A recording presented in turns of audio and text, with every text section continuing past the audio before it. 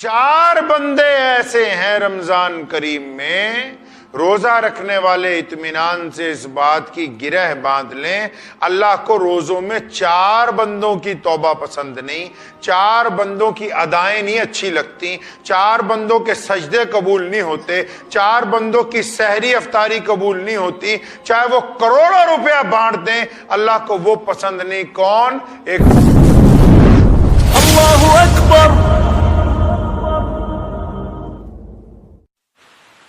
شروع اللہ تعالیٰ کے نام سے جو بڑا مہربان اور نہایت ہی رحم کرنے والا ہے۔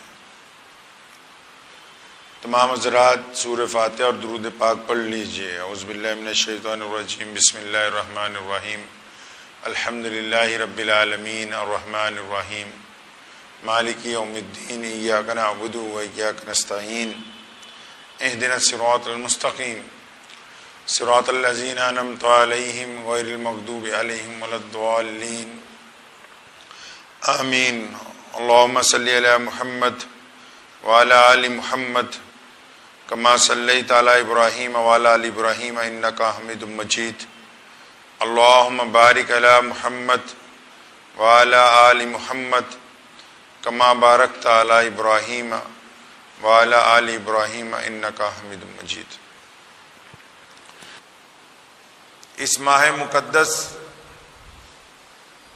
کی ابتدا میں جن کی باتیں ہر خاص و عام سننا اپنے لیے خوش قسمتی کی بات سمجھتا ہے، وہ ذات پیارے نبی حضرت محمد رسول اللہ صلی اللہ تعالی علیہ وسلم کی ہے، جن کی بدولت ہمیں رمضان المبارک کا یہ مقدس مہینہ جو ہے اللہ تعالیٰ نے عطا فرمایا ہے۔ رمضان شریف ایک انقلابی عبادت ہے۔ عبادتیں تو بہت سی ہیں دین میں ہمارے، لیکن رمضان کریم ایک انقلابی عبادت ہے۔ جب رمضان آتا ہے تو انسانوں میں تبدیلی فوراً دیکھنے کو ملتی ہے۔ جب رمضان آتا ہے تو آب و ہوا میں تبدیلی دیکھنے کو ملتی ہے۔ رمضان آتا ہے تو مزاج میں تبدیلی آتی ہے۔ رمضان آتا ہے تو معمولات میں تبدیلی آتی ہے۔ یہ ایک ایسی عبادت ہے جو انقلاب برپا کرتی ہے انسان کے جسم میں بھی، انسان کے معاملات میں بھی، انسان کے مزاج میں بھی، اور یہ ایسی عبادت ہے جس کے لیے اللہ نے فرمایا کہ اس کا اجر میں بذات خود دوں گا اپنے بندے کو۔ اب یہ اتنی بڑی عبادت جو پوری دنیا میں ہر ایک رنگ اور نسل کے لوگوں کو اپنی طرف متوجہ کرتی ہے، کس کی بدولت ہمیں ملی؟ ہمارے پیارے نبی حضرت محمد رسول اللہ صلی اللہ تعالی علیہ وسلم کے صدقے ملی۔ سن 2 ہجری میں سب سے پہلے رمضان کے روزے رکھے گئے، جب رسول اللہ صلی اللہ علیہ وسلم نے حکم دیا ہمیں رمضان کے روزے رکھنے کا۔ آپ اندازہ لگائیں پیارے نبی حضرت محمد رسول اللہ صلی اللہ علیہ وسلم کے دین کی رفتار کا، رسول اللہ صلی اللہ علیہ وسلم کی برکتوں کا، محمد رسول اللہ صلی اللہ علیہ وسلم کے انداز تبلیغ کا، محمد رسول اللہ کی انسانوں سے محبت کا، آپ صلی اللہ علیہ وسلم کی اپنی امت سے شفقت کا، حضور صلی اللہ علیہ وسلم کی اپنی امت سے رحمت کا اندازہ لگائیں کہ رسول اللہ صلی اللہ علیہ وسلم نے اتنا بڑا انقلاب پوری دنیا میں برپا کیا کہ آج پوری دنیا کے جتنے بھی لوگ ہیں ان میں روزے دار، روزہ رکھنے والوں کی تعداد کائنات کے تمام مذاہب سے زیادہ ہے۔ یہ ایک زندہ معجزہ ہے پیارے نبی حضرت محمد رسول اللہ صلی اللہ علیہ وسلم کا، کہ مکہ مکرمہ کی سرزمین پر سیدنا آمنہ کہ گھر پر جو پیدا ہوتے ہیں یتیم بن کے، آج وہ دنیا میں اربوں خربوں کے والی ہیں۔ دنیا کے تمام ممالک میں ہر رنگ اور نسل کے لوگ پیارے رسول اللہ صلی اللہ علیہ وسلم کی اتباع کر رہے ہیں، اور کائنات میں صرف اتباع ہی نہیں کر رہے، پوری دنیا میں آج بھی اور رسول اللہ صلی اللہ علیہ وسلم کے دور میں بھی جن لوگوں نے انسانوں پر ظلم کیا اس ظلم کو روکنے کے لیے بھی محمد رسول اللہ صلی اللہ علیہ وسلم کی امتی جو ہیں وہ سامنے نظر آئے۔ رمضان کریم آپ سے اور ہم سے کیا چاہتا ہے؟ روزہ کس کو کہتے ہیں؟ روزہ کیوں رکھا جاتا ہے؟ روزہ بھوکے رہنے کا نام نہیں ہے۔ روزہ اس لیے نہیں ہے کہ ہم صبح کو پانی پینا چھوڑتے ہیں، مغرب کی نماز میں سورج ڈوبنے پر پیتے ہیں، نہیں، صرف اس لیے نہیں ہے۔ رسول اللہ نے فرمایا، اللہ کہتے ہیں کہ آپ کے صرف بھوکا پیاسا رہنے سے اللہ کو کوئی فائدہ ہونے والا نہیں ہے۔ روزہ کس لیے ہے؟ اللہ کے رسول صلی اللہ علیہ وسلم فرماتے ہیں کہ روزہ ڈھال ہے مومن کی، یعنی روزہ دار کے لیے وہ ڈھال ہے، جس طرح جنگ میں کوئی تلوار اور ڈھال لے کے لڑتا ہے تاکہ کوئی اس پہ وار کرے تو اس سے بچ جائے، فرمایا روزہ ڈھال ہے مومن کے لیے برائیوں سے جب تک وہ اس کو پھاڑ نہ ڈالے۔ روزہ جو ہے وہ پھٹ جاتا ہے اگر ہم بری نگاہ سے کسی کی طرف دیکھتے ہیں، روزہ پھٹ جاتا ہے اگر ہم بددیانتی کسی کے ساتھ کرتے ہیں، روزہ پھٹ جاتا ہے اگر ہم گندے خیالات کسی کے متعلق لاتے ہیں، اگر کوئی بےایمانی کرنے کا ارادہ کرتا ہے، اگر کوئی بدخلقی کرتا ہے کسی کے ساتھ، اگر کوئی کسی سائل کے ساتھ بدتمیزی کرتا ہے۔ روزہ تو انسان کو ڈھالتا ہے ایک تربیت کی طرف۔ قرآن پاک نے کہا کہ تاکہ تم اس لیے روزہ تم سے رکھوا رہے ہیں تاکہ آپ پرہیزگار بن جائیں۔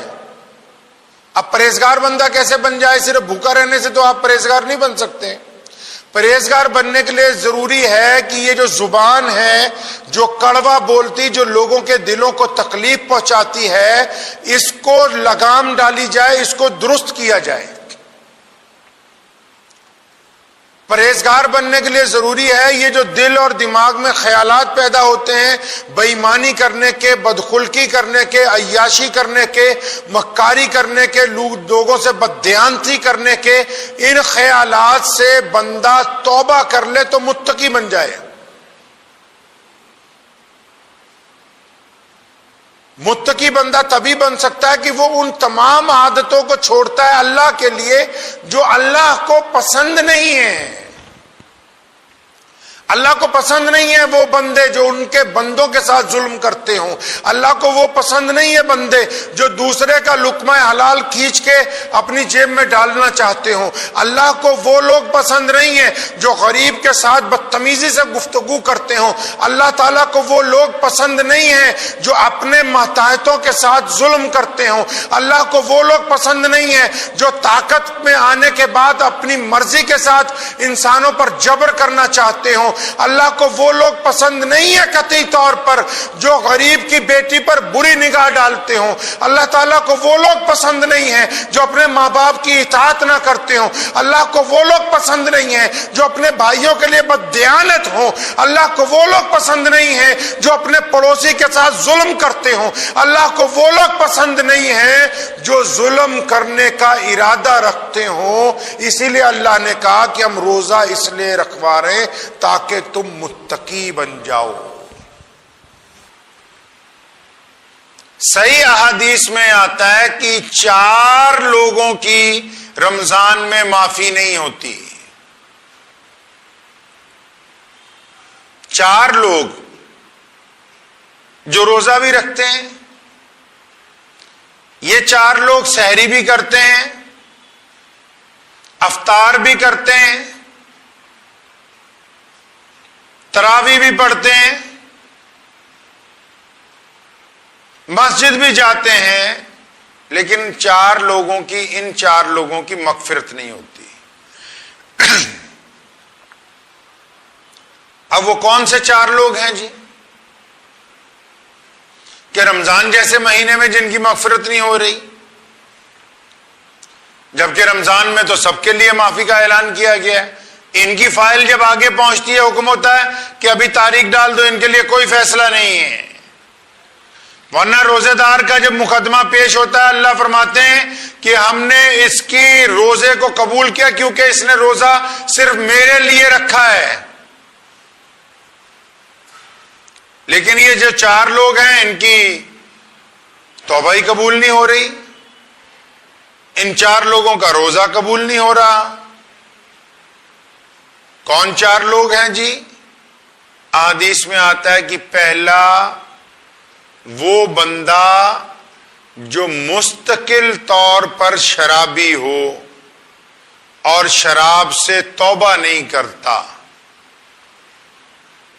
مستقل طور پر جو بندہ شرابی ہے اور شراب سے توبہ نہیں کرتا، گرچہ وہ روزہ رکھتا رہے لیکن وہ شراب کی عادت نہیں چھوڑتا، تو اس کا روزہ نہیں ہے اور اس کی توبہ قبول نہیں ہوتی.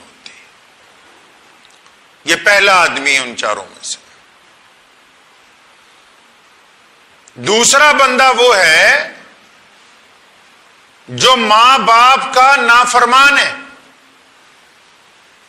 حدیث میں آتا ہے کہ جو بندہ ماں باپ کا نافرمان ہو، ماں باپ کا احترام نہیں کرتا.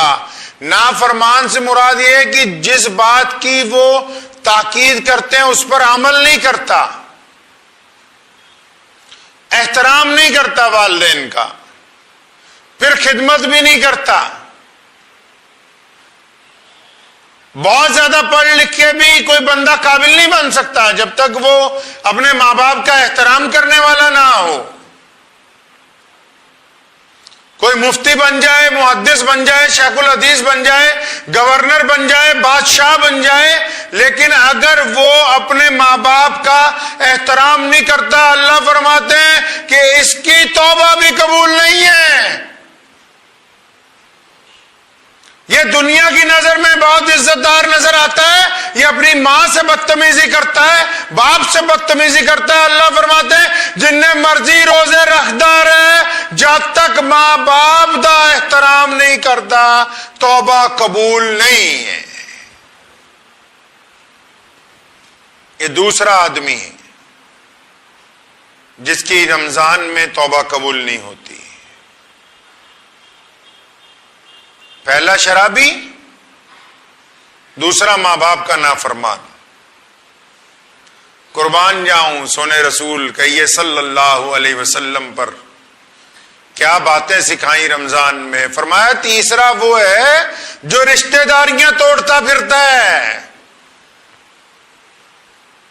پڑھتا تو نماز ہے، رکھتا تو روزہ ہے، مانگتا تو اللہ سے معافیاں ہیں، لیکن جو رشتہ دار چاہتے ہیں کہ ہماری اس سے سلام دعا ہو جائے، ہماری غلطیاں کوتاہیاں آپس میں معاف ہو جائیں، ہم ایک دوسرے کے گلے مل بیٹھیں، ہم پرانی رنجشوں کو دور کر بیٹھیں. اور فرمایا جو رشتہ داریاں توڑنے والا ہے، جو رشتہ داروں پر اپنا گھمنڈ دکھاتا ہے، جو رشتہ داروں کے سامنے اکڑتا ہے، جو رشتہ داروں کو معاف کرنے کے لیے تیار ہی نہیں ہے، فرمایا اس کی بھی توبہ قبول نہیں ہوگی.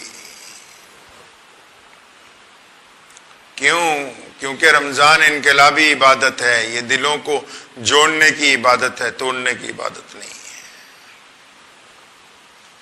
پہلا شرابی، دوسرا ماں باپ کا نافرمان، تیسرا رشتہ داریاں توڑنے والا جو کہتا کچھ ہو جائے اپنی بہن کے بچوں کی شادی میں نہیں جاؤں گا، جو اس بات پر اڑا ہوا ہے کہ اب کچھ ہو جائے، فلاں بھائی نے میرے ساتھ فلاں سن میں زیادتی کی تھی، میں نہیں جاؤں گا. اللہ نے کہا عبادت سے پہلے ضروری ہے کہ رشتہ داروں میں رنجشیں ختم کر دی جائیں. بندہ جب حج پہ جاتا ہے آپ کو پتہ ہی ہوگا نا، ارے اللہ کا احسان مانے، اللہ نے ہمیں ایسا دین عطا فرمایا جس کے قدم قدم پر رحمتیں ہیں، لوگ ترستے ہیں ایسی عبادتوں کو. بندہ جب حج پہ جاتا ہے نا، حج پہ جانے سے پہلے ایک ایک رشتہ دار سے معافی مانگتا ہے، ایک ایک رشتہ دار کو ملنے جاتا ہے.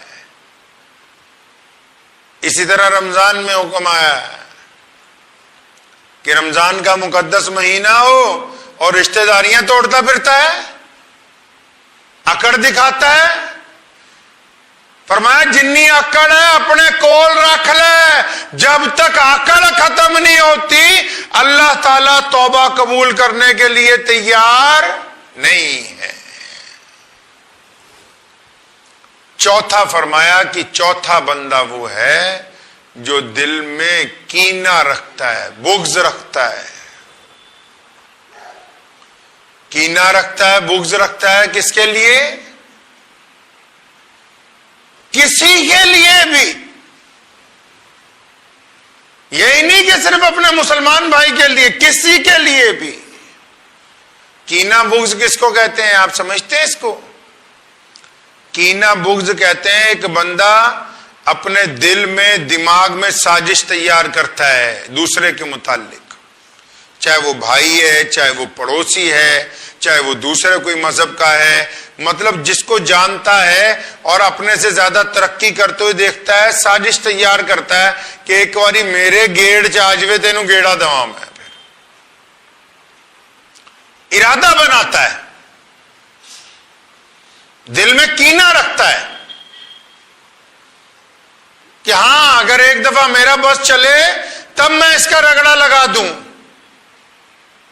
تبھی تو بہت ساروں کو اللہ نے طاقت نہیں دی، کئیوں کا بس چلے تو کئیوں کو سرے بازار پھانسی دے دیں، اسی لیے تو ہر ایک بندے کے ہاتھ میں اللہ کریم نے طاقت کی کنجی نہیں دی۔ 4 بندے ایسے ہیں رمضان کریم میں، روزہ رکھنے والے اطمینان سے اس بات کی گرہ باندھ لیں، اللہ کو روزوں میں 4 بندوں کی توبہ پسند نہیں، 4 بندوں کی ادائیں نہیں اچھی لگتی، 4 بندوں کے سجدے قبول نہیں ہوتے، 4 بندوں کی سحری افطاری قبول نہیں ہوتی، چاہے وہ کروڑوں روپیہ بانٹ دیں اللہ کو وہ پسند نہیں۔ کون؟ ایک شرابی کی توبہ پسند نہیں، ماں باپ کے نافرمان کی توبہ پسند نہیں، رشتہ داریاں توڑنے والا پسند نہیں، اور دل میں دوسروں کے لیے برائی رکھنے والا بندہ اللہ کو پسند نہیں ہے۔ وقت بھی ہو گیا ہے، دعا کیجئے کہ جتنی باتیں آپ حضرات کے ساتھ کی ہیں اللہ تبارک و تعالیٰ ان تمام باتوں کے اوپر عمل کرنے کی توفیق عطا فرمائے۔ وآخر